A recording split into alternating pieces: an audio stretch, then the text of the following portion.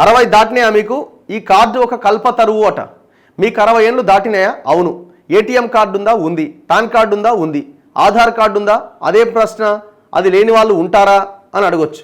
మరి senior citizen card ఏమైనా ఉందా? అదేంటబ్బా అని అనకండి. దాని గురించి తెలుసుకోండి, వెంటనే తీసుకోండి. అది మీ చేతిలో ఒక వజ్రాయుధం అట. ఏందది? సీనియర్ సిటిజన్ కార్డు అట. మరి ఏంది సీనియర్ సిటిజన్ కార్డు? ఎట్లా తీసుకోవాలి? ఎట్లా ఈ కార్డు తీసుకోవాలంటే ఉచితంగానే తీసుకోవాలట. దీనివల్ల ప్రయోజనం తర్వాత చూద్దాము. ఎట్లా తీసుకోవాలా? కార్డు కోసం మీరు చేయాల్సిందల్లా దరఖాస్తు చేసుకోవడమే. ఆంధ్రప్రదేశ్, తెలంగాణలో ఈ కార్డును ఎలాంటి రుసుము లేకుండా ఉచితంగానే పొందొచ్చట. 60 ఏళ్ళు దాటిన వాళ్ళు సీనియర్ సిటిజన్స్ అవుతారు. సో ఆ సీనియర్ సిటిజన్స్ ఈ కార్డు పొందడానికి అర్హులు. మీ ఆధార్ కార్డులో ఉన్న date of birth or something దాని ప్రకారంగా మీరు ఈ కార్డు పొందొచ్చు. 60 ఏళ్ళు దాటిన పురుషులు, 58 ఏళ్ళు దాటిన మహిళలకు సీనియర్ సిటిజన్ కార్డును ప్రభుత్వం మంజూరు చేస్తుంది. దీనికోసం గ్రామ, వార్డు సచివాలయాల్లో దరఖాస్తు చేసుకోవాలి.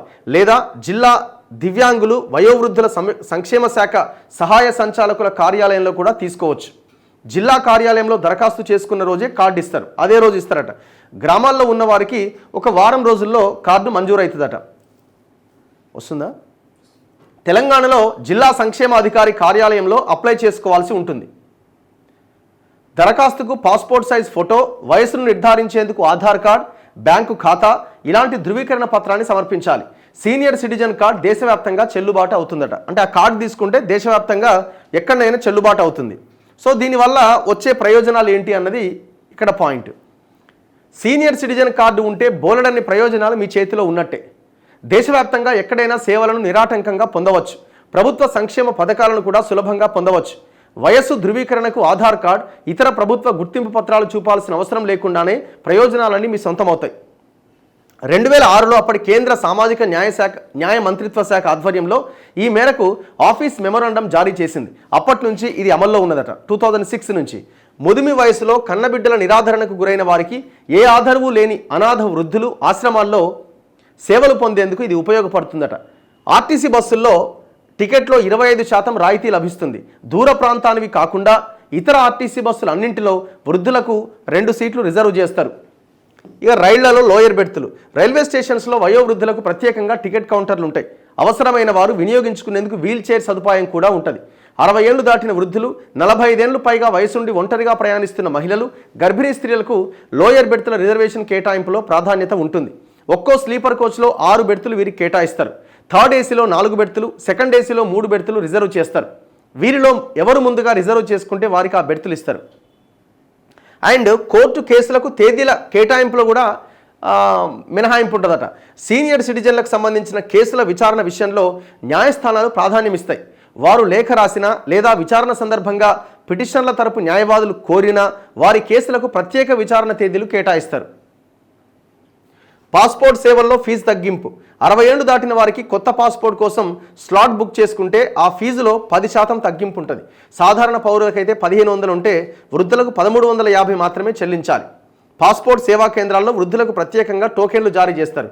ప్రాధాన్యత క్రమంలో ప్రక్రియ వేగంగా పూర్తయ్యేలా చర్యలు తీసుకుంటారు.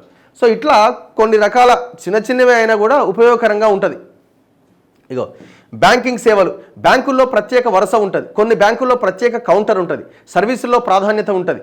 ఫిక్స్డ్ డిపాజిట్ల పైన 60 నుంచి 79 ఏళ్ల మధ్య ఉన్న వారికి ఇతరుల కంటే అదనంగా 0.5% వడ్డీ రేటు ఎక్కువగా వస్తుంది. 80 ఏళ్లు పైబడ్డ వారికి అయితే 1% వడ్డీ రేటు ఎక్కువగా వస్తుంది. కొన్ని బ్యాంకుల్లో సీనియర్ సిటిజన్ సేవింగ్స్ స్కీమ్లో 80 ఏళ్లు పైబడ్డ వారికి 8.5% వడ్డీ రేటు వస్తుంది. 60 నుంచి 79 ఏండ్ల మధ్య ఉన్న వారికి 7.9% వడ్డీ రేటు లభిస్తుంది. కొన్ని ప్రైవేట్ బ్యాంకుల్లో డెబిట్ కార్డు పైన ఫీజు మినహాయింపు వర్తిస్తుంది. ఏటీఎంల ద్వారా డబ్బు తీసుకునేందుకు ఉన్న అవకాశాల పరిమితి ఇతరుల కంటే ఎక్కువగా ఉంటుంది. కొన్ని బ్యాంకుల్లో నామినల్ ఫీజు తీసుకొని ఇంటి వద్దనే సేవలు అందిస్తారు. పన్ను మినహాయింపులు కూడా ఉంటాయట. 60 ఏళ్లు పైబడ్డ వారికి 3 లక్షల వరకు ఆదాయ పన్ను మినహాయింపు ఉంటుంది.